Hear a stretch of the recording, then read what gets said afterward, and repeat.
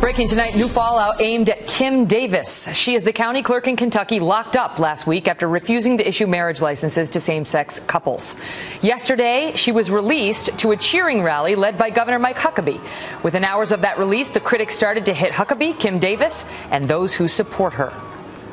I'm just sort of offended by the fact that she's being called the Rosa Parks of the religious freedom movement, because what she is doing or was doing was discriminating against other people. You can't discount that there was some political grandstanding perhaps going on.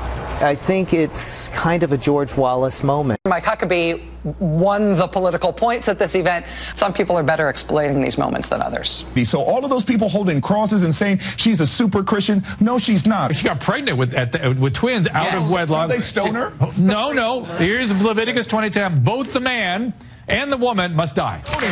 Like Mike Huckabee says, sign me up. I'll do it. I'll go kill her. And whatever toothless redneck. By the way, who's the creepy giant farmer behind them? Why does that, like, what does that do? Joining me now, two of the 2016 candidates for president, Carly Fiorina and Governor Mike Huckabee, who we turn to first. Governor, good to see you tonight. And your reaction to the great laughs at the creepy big farmer, her husband. And yesterday we saw somebody on The View call Kim Davis a monster.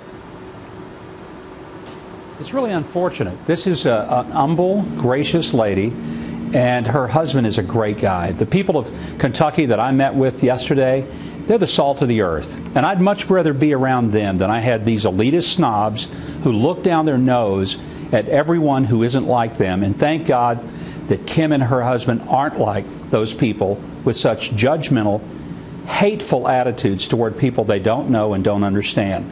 But this is the world we're living in. If a person has the convictions of Kim Davis, Christian convictions, biblical convictions, they're considered to be ignorant, backwoods.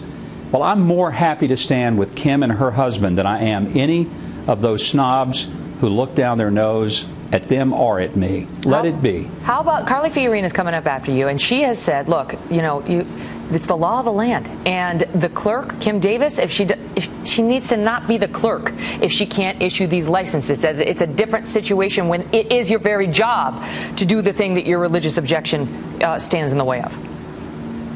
Well, I disagree that it's the law of the land because the court said it, because, Megyn, you and I have had this conversation before. We may disagree with it.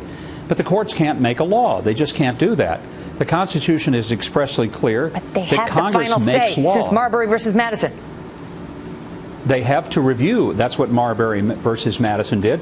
But Jefferson said we turn the Constitution into a thing of wax if we live under judicial tyranny, which is what we have when we believe that the people's representatives are cut out of the process. And the court reached out into thin air to come up with this. But, Megyn, here's something else let's keep in mind. Kim Davis was applying the law of Kentucky.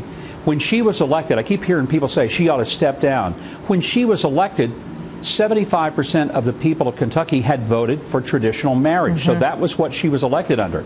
She asked for an accommodation. We give terrorists at Gitmo accommodation for their Muslim faith. I'm going to ask her about that because I realized we talked about that on the show last night. Let me ask you this. She's going to go back to work on Monday. I know you've been talking to her. Do you believe that she will stand in the way of her deputies issuing the licenses to same-sex couples?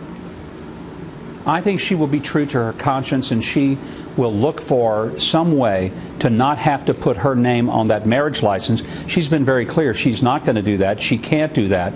It would violate what she believes is not only her oath to God, but also her oath to take office, because that was not the agreement that she had when she took office. We'll continue to follow it. Governor, always great to speak with you. Thank you, Megyn.